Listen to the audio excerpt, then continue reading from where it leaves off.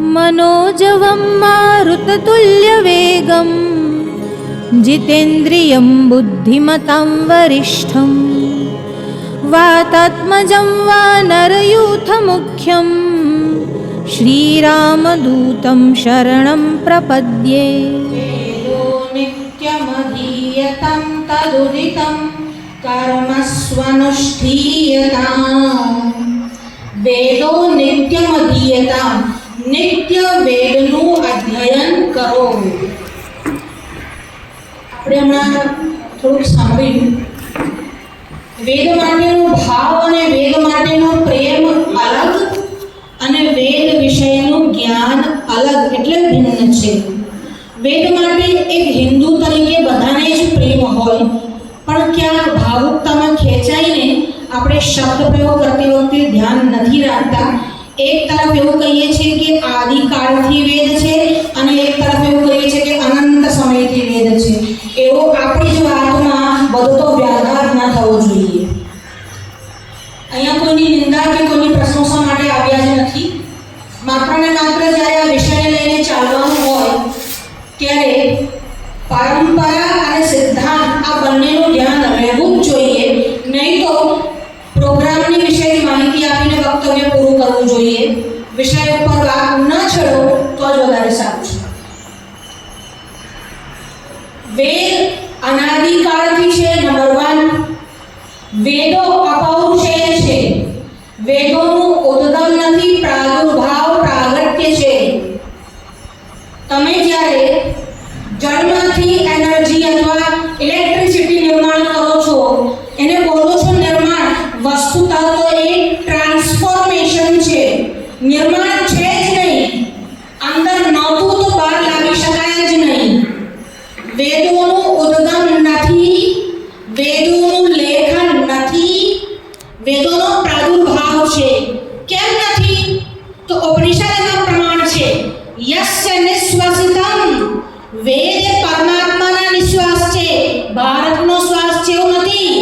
વેદ એ પરમાત્માના નિશ્વાસ છે. હવે શ્વાસ ક્યારે આવે?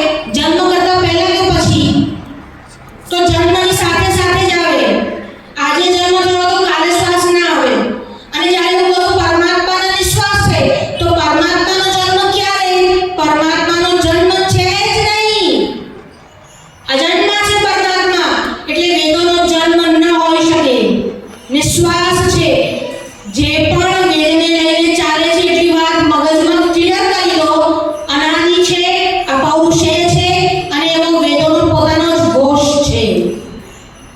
ચતુર્વેદ મહાઅનુષ્ઠાન. આ વેદ શું કામ હોય? આપણે એવું કહીએ, જેમ અત્યારે યોગના વિષયમાં પરિભાષા છે, યોગ શું કામ કરવાનો? તો ભાઈ જરા તમારી શ્વાસ જે છે બરાબર ચાલે, તમારા હાથ પગ હારા થઈ જાય, જોઈન્ટ પેન દૂર થાય. એ યોગનું પ્રયોજન નથી. વેદનું પ્રયોજન માત્ર વાતાવરણની શુદ્ધિ નથી. વેદનું પ્રયોજન પ્રકૃતિનું સંરક્ષણ, પ્રકૃતિનું અસ્તિત્વ. અરે સૃષ્ટિનું અસ્તિત્વ તો જ સંભવ છે જો વેદોનું અસ્તિત્વ હશે. અને વેદોનું અસ્તિત્વ હશે એવું બોલવામાં પણ ભૂલ છે, કારણ કે વેદ સનાતન છે. એટલે વેદોનો આવિર્ભાવ થાય અને વેદોનો તિરોભાવ થાય. એટલે તમારી દૃષ્ટિગોચરથી વેદ બદલાઈ જાય અથવા વેદ ન હોય એવું ભાષિત થાય. રાત પડે એટલે સૂર્યનારાયણ લુપ્ત થઈ ના જાય, તમને દેખાતા નથી. એવું વેદોનો તિરોભાવ છે. વેદ નાશ પામતા નથી. ભગવાન પોતાની શક્તિને તિરોહિત કરી લે છે. તેનું જ નામ વેદોનું અદૃશ્ય થવું છે. હિન્દુ હોવાનું જે કારણ છે તે વેદ જ માત્ર છે. હું હિન્દુ છું પણ હું વેદને માનતો નથી, તો તું હિન્દુ નથી કહી રહેવા દે. અમે કોઈ શાસ્ત્ર માટે એવો પ્રેમ રાખતા નથી, અમને બધા એક સરખા છે, તો તું હિન્દુ નથી, ખાલી નામ ધારણ કરેલો હિન્દુ છે.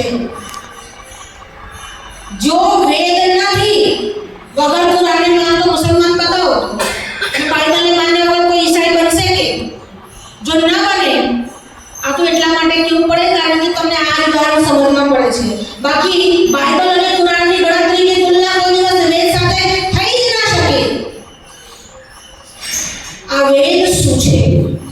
વેદો નારાયણ સાક્ષાત, જે અહીં લખ્યું છે તે વેદ સાક્ષાત નારાયણ છે. એને આપનારા ભગવાન વેદવ્યાસ નથી અને ઋગ્વેદમાંથી યજુર્વેદનું પ્રગટ એવું થયું નથી. થોડુંક આવતા પહેલા અધ્યયન કરો ને આ તો વિષયમાં બોલવું જ ન જોઈએ. એવું એટલા માટે દોષ આવે છે આપણને, કારણ કે જ્યારે આપણે એવું કહીએ છીએ એ સિદ્ધાંતનું પ્રતિપાદન કરવું છે કે વેદ અનાદિ અને પૌરુષે છે, અને પછી આપણે એવું કહીએ કે વેદવ્યાસે સ્થાપના કરી અથવા વેદવ્યાસે લેખન કર્યું તો એ 5000 વર્ષનો થઈ જશે એટલે એનું આયુષ્ય ઘટી જશે. એટલા માટે અનાદિકાળથી છે. જે હમણાં કહેવામાં આવ્યું ઇન્ટ્યુશનની ભૂમિ, એને હું જરા આપણી પારંપરિક ભાષામાં એવું કહીશ, વાત એમને પણ એ જ કહેલી છે, પણ જે શબ્દ બદલાયા એનું કારણ એવું થયું કે કદાચ મને એવું લાગે છે કે અરવિંદથી પ્રભાવિત હોઈ શકે. સારી વાત છે, એમને પણ બહુ સારો પ્રયાસ કર્યો છે. પણ જે ઇન્ટ્યુશનની ભૂમિ છે વસ્તુતઃ શું છે? ધ્યાનમાં વેદનું દર્શન થયું. બહુ જ સાદી ભાષામાં કહીએ, એક આર્ટિકલ લખ્યા પછી પેન ડ્રાઈવમાં સેવ કરી લો અને પછી એને ડ્રાઈવમાં નાખી દો, જેને ક્લાઉડ સ્ટોરેજ આજકાલની ભાષામાં કહેવામાં આવે છે. પછી હું તમને ક્લાઉડ સ્ટોરેજની લિંક શેર કરું અને પછી લિંક ઓપન થાય તો તમે એ આર્ટિકલ જોઈ શકો. એ આર્ટિકલ તમે ઓપન કર્યો, લખ્યો નથી. એ આર્ટિકલ ક્યાં છે? જ્યારે મેં ડ્રાઈવમાં સ્ટોરેજ કર્યો. પણ અહીંયા તો ભગવાને પણ પરમાત્માએ પણ લેખન કર્યું નથી વેદનું. જો એવું કહો તો વેદથી વિરોધ અને પરમાત્માથી વિરોધ હશે. શ્રુતિ સ્મૃતિ મમૈ આજ્ઞા, શ્રુતિ અને સ્મૃતિ મારી આજ્ઞા છે, જેનો વિરોધ કરે છે તે મારો વિરોધ કરે છે, એવું ભગવાનનું વચન ગીતામાં આવ્યું છે. એટલે ક્લાઉડ સ્ટોરેજ થયા પછી, લિંક આપ્યા પછી ઓપન કરો અને આર્ટિકલ દેખાય. એમ જે ઋષિઓને લિંક ભગવાનની મળી એને ઓપન કરી એના દર્શન કરનારા એટલે દૃષ્ટા ઋષિ છે. લેખન કોઈએ નથી કર્યું.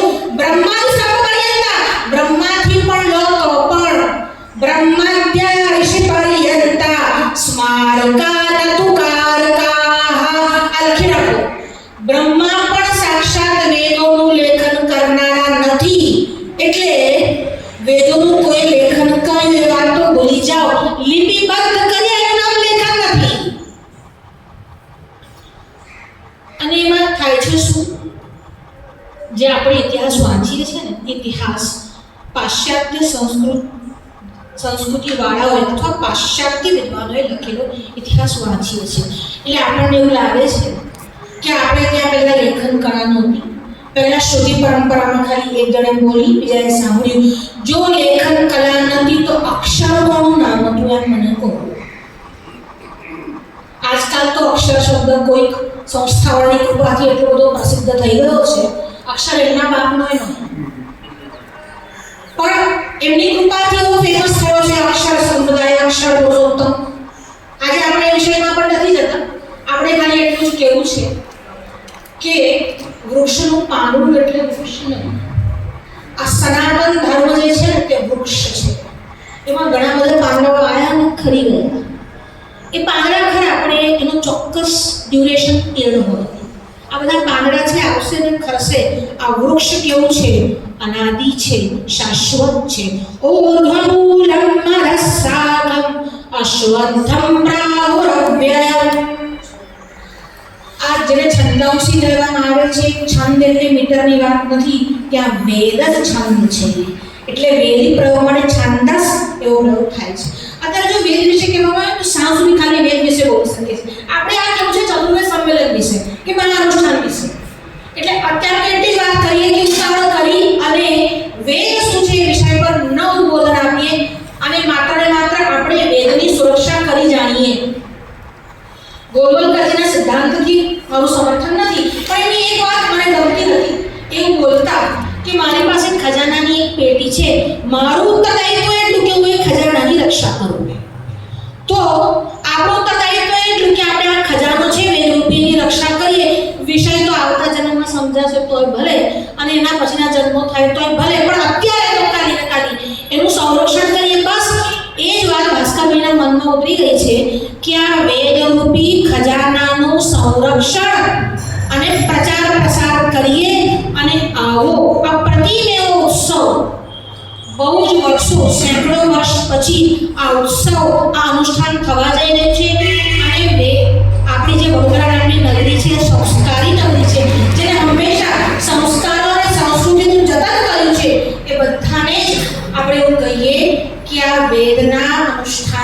કાર્યક્રમમાં જોડાય, બહોળી સંખ્યામાં જોડાય. કેમ? સંરક્ષણ ન થઈ શકે તો કઈ વાંધો નહીં, પણ એમાં જોડાઈને પણ ખિસકોલી જેવું કામ કરીએ રામ સેતુ બનવામાં, તો પણ આપણે ક્યાંક વેદોનું રક્ષણ કર્યું, એટલે આપણો હિન્દુ તરીકેનો અવતાર એળે ન જાય એવો આપણને દોડ થઈ જાય. એટલા માટે આજે ચતુર્વેદ મહાનુષ્ઠાન છે. ચતુર્વેદ વસ્તુતઃ વેદ રાશિ જે છે તે એક જ છે. વેદો ખિલમ ધર્મ મૂલમ. પછી જે મહાનુભાવને કેવું હતું, વાત એવી હતી કે આપણી બુદ્ધિનો નાશ થયો એટલે વેદોના વિભાજન કરવા પડ્યા, એકમાંથી બીજું પ્રાગટ્ય નહીં. એમનો ઇન્ટેન્શન એવો હતો કે એક વેદ વસ્તુતઃ જ્ઞાન રાશિ છે. તમારી બુદ્ધિ અને ધીરે ધીરે કાળક્રમે કલિયુગના લોકોનો વિચાર કરી ભગવાન વેદવ્યાસે વિભાજન રૂપે પોતાના શિષ્યોને પ્રશિષ્યોને સમજાવ્યું અને એ વેદ ચતુર્વેદ તરીકે પ્રસિદ્ધિ પામ્યા. પણ એ પહેલા પણ જ્યારે કયા વ્યાસ થયા, જો જે વેદોનું વ્યાસંગીકરણ કરે એનું નામ જ વ્યાસ છે. એટલે આ તો દ્વાપરના વ્યાસ છે, એના પહેલા શક્તિ પણ વ્યાસ છે, એના પહેલા ભગવાન વશિષ્ઠ પણ વ્યાસ છે, એના પહેલા બ્રહ્મા પણ વ્યાસ છે. એટલે કયા વ્યાસ એક પછીનો પ્રશ્ન છે. પણ મારે આ વાત તો આટલી જ કરવાની કે જે વેદ અનાદિ અનંત કાળથી છે, અપૌરુષે છે, પરમાત્મા એટલે પરબ્રહ્મ પરમાત્માનો જે વિશ્વાસ છે એ જ માત્ર ને માત્ર સનાતન એવો ધર્મ અને સંસ્કૃતિ છે. અને એવી અનાદિ અનંત કાળથી પ્રસિદ્ધ એવી સનાતન વૈદિક ધર્મ કાલાંતરે હિન્દુ ધર્મના નામે ઓળખાયો છે. એ હિન્દુ ધર્મમાં અગર કોઈ હિન્દુ બની રહેવા ઈચ્છતું હોય તો સૌથી મોટામાં મોટું ઉદ્દેશ, સૌથી મોટામાં મોટું એનું જે રક્ષણ કરવાની બાબત હોય તો એ વેદનું રક્ષણ કરવું પડશે. જો વેદનું રક્ષણ નહીં થાય અને જો વેદ દ્રોહી થશે તો તમે નામ માત્રના હિન્દુ રહી જશો. જેમ પથ્થરના હાથીની કિંમત નથી તેવી રીતે આ કહેવાતા હિન્દુઓની કોઈ કિંમત રહેશે નહીં જો વેદથી વિમુખ થશો તો. એટલે વેદોનું સંરક્ષણ માટે બહુ જ સુંદર પ્રકલ્પ પરિયોજના અને આજે સંકલ્પ અને પરમ દિવસે ઉદ્ઘોષણા થવાની છે. ઉદ્ઘોષણા શેની? કે ભાઈ આવું અનુષ્ઠાન છે. આ અનુષ્ઠાન કેવું છે? 2 દિવસનું, 4 દિવસનું, 2 મહિનાનું, 4 મહિનાનું, તો ના 381 દિવસનું અનુષ્ઠાન છે. એટલે આપણે એને અનુષ્ઠાન પણ નથી કહેતા, આપણે એને મહાનુષ્ઠાન કહીએ છીએ. આમાં શું થશે? આમાં 4 વેદના વિદ્વાનો આવશે. વેદની શાખાઓ છે. જેમ પ્રારંભમાં કહેવામાં આવ્યું કે શાલિવાહન રાજાના સમયમાં 42 શાખાઓ હતી, અત્યારે માત્ર 5 જ શાખાઓ એના સુવ્યવસ્થિત રૂપે ઉપલબ્ધ છે. પણ જો આટલી પણ શાખાઓનો પ્રચાર પ્રસાર અને સંરક્ષણ ન કરો તો એ સમય નિકટ છે જ્યારે આટલી શાખાઓ પણ ઉપલબ્ધ નહીં રહે. એટલા માટે એના સંરક્ષણ માટે આજે ઉપક્રમ કરવામાં આવ્યો છે. મહાનુષ્ઠાન એ 381 દિવસનો છે. આમાં ભિન્ન ભિન્ન ભારતના ભિન્ન ભિન્ન ખૂણાઓથી વેદોના વિદ્વાન આવશે. વેદોને જાળવવાની 2 મુખ્ય ધારાઓ છે. એક એનો પ્રકૃતિ પાઠ અને બીજો એનો વિકૃતિ પાઠ. હવે પ્રકૃતિ પાઠમાં પહેલા આવે સંહિતા પાઠ, પછી આવે પદ પાઠ, પછી આવે ક્રમ પાઠ. એનો છે વિકૃતિ પાઠ. બીજો જે છે તે વિકૃતિ પાઠ. વિકૃતિ એટલે એને વિકૃત કરવાનું નથી. અહીંયા વિકૃતિનો અર્થ એ લેવાનો નથી, એમાં વિકૃતિ નથી, એને મોડિફાઈ કરી અથવા એને એના ક્રમ બદલીને સાચવવાની એક પરિપાટી છે. એટલે જે વખતે બ્રહ્માજીના મુખમાંથી વેદોનો પ્રાદુર્ભાવ થયો તો તે દિવસે વેદો જે રીતે બોલાતા હતા, જે રીતે એનો ઉદ્ઘોષ થતો હતો, જે સ્વરમાં બોલાતા હતા, આજે પણ 1,96 કરોડ વર્ષ પછી પણ યથા તથા એ જ રીતે વેદ બોલાય છે. એનું એકમાત્ર કારણ છે કે પ્રકૃતિ અને વિકૃતિ પાઠ. એટલા માટે આ બંને પાઠોને જે સંરક્ષણ કરે છે, જુઓ વેદોનું જ્ઞાન હોય અને વેદોનો અર્થ સમજાય તો સોનામાં સુગંધ મળે, પણ વેદોનો અર્થ ન સમજાય તો પણ અગ્નિને ન જાણનારાને પણ અગ્નિ બાળે કે નહીં? બાળકને ખબર નથી અને અગ્નિમાં હાથ નાખી તો બાળે કે નહીં? બાળશે. વેદોનો અર્થ ન જાણે તો પણ એ સ્ફોટ સિદ્ધાંત પર કામ કરે છે, એટલે એના મંત્ર પણ ફળ આપશે. એટલે તમારે ચિંતા કરવાનું કારણ નથી. તમારામાંથી એકેને ના સમજાય તોય આવજો, કારણ કે વેદોનો સિદ્ધાંત સ્ફોટ સિદ્ધાંત પર કામ કરે છે. આના અક્ષર જ, આની જે મંત્ર શક્તિ છે તે જ એક મોટી એનર્જી આપે છે, નિર્માણ કરે છે, પાલન કરે છે, સંરક્ષણ કરે છે. એટલા માટે આ પ્રકૃતિ અને વિકૃતિ પાઠ છે.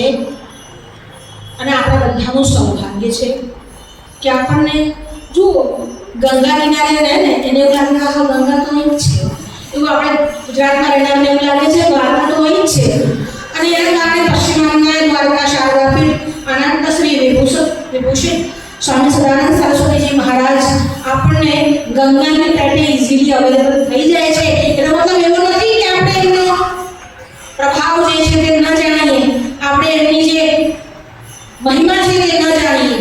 એટલે એ આપણને સાથ આપવા, સહયોગ કરવા, આશીર્વાદ આપવા, એનો મહિમા સમજાવવા આવવાના જ છે. અને આપણા બધાનું સૌભાગ્ય છે કે પરમ દિવસે એટલે 24 તારીખે સાંજે શું સમય છે? 4 વાગ્યાનો સમય છે. અને લવલખી કમ્પાઉન્ડમાં વ્રજરાજજી મહારાજની જે કથા ચાલુ છે ભાગવતજીની, એમાં જ એક ધર્મસભાને સંબોધવા અને આની વિધિવત ઉદ્ઘોષણા કરવા આ તો એ આવવાના છે એના માટે પ્રેસ છે. આપણે હજી આ કાર્યક્રમની વિધિવત ઘોષણા કરતા જ નથી, કારણ કે આપણે એને લાયક પણ નથી. જ્યારે શંકરાચાર્ય આવવાના છે ત્યારે એ જ આ વાતની વિધિવત ઘોષણા કરશે.